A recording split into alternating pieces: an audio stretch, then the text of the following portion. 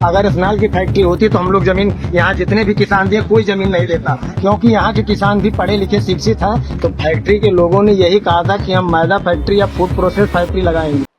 UP के बस्ती जनपद में करोड़ों की लागत से बन रही इथेनॉल फैक्ट्री को लेकर राजनीति गर्मा गई है। ग्रामीणों ने फैक्ट्री का विरोध शुरू कर दिया है।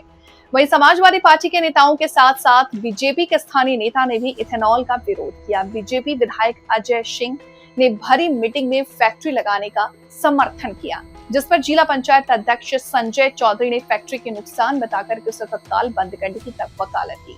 इस पर सपा नेताओं ने भी उनका समर्थन किया। दरअसल भानपुर तहसील के ग्राम दसिया थाना रुधौली में निर्माणाधीन अनीता डिस्टिलरी प्राइवेट लिमिटेड का इथेनॉल प्लांट अब एक बड़े राजनीतिक और सामाजिक आंदोलन का केंद्र बन गया।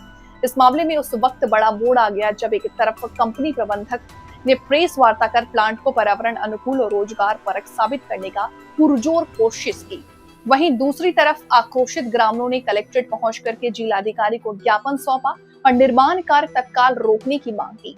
कंपनी प्रबंधन का कहना है कि पूरी परियोजना को पर्यावरण अनुकूल रोजगार परक के तहत लाया जा रहा है। दूसरी ओर धरातल पर ग्रामीणों का आक्रोश और पर्यावरण को लेकर के फैलाई जा रही भ्रांति पर हो रहे विरोध प्रदर्शन ने काफी बाधा उत्पन्न कर दिया है। फैक्ट्री ने केंद्र सरकार के द्वारा बनाए गए सभी नियम को पूरा करने के बाद ही फैक्ट्री का संचालन किया जाएगा, मगर कुछ लोग इसकी आड़ में राजनीति की रोटी सेक रहे हैं और बिना सही तथ्यों को जाने ही वे अनर्गल आरोप लगा रहे हैं। कंपनी के निदेशक रोहन जायसवाल ने दावा किया है कि प्लांट का 75% काम पूरा हो चुका है और अक्टूबर 2026 तक उत्पादन शुरू करने की लक्ष्य है।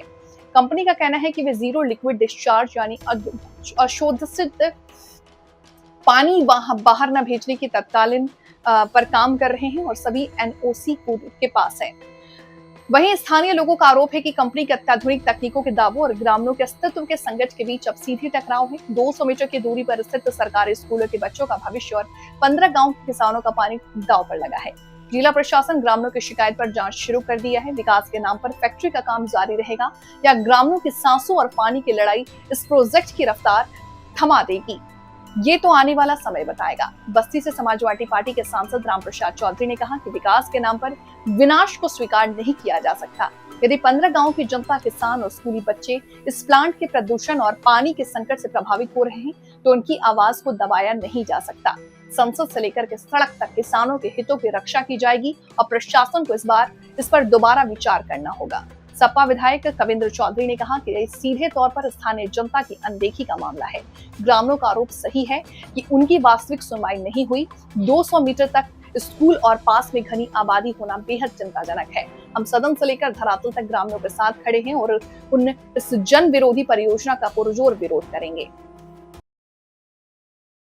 राजनीति हो या क्रिकेट, देश विदेश की ब्रेकिंग हो या आपके मोहल्ले की बड़ी खबर, सब मिलेगा एक ही ऐप में, सबसे तेज और भरोसेमंद। अभी डाउनलोड करें दैनिक भास्कर डिजिटल।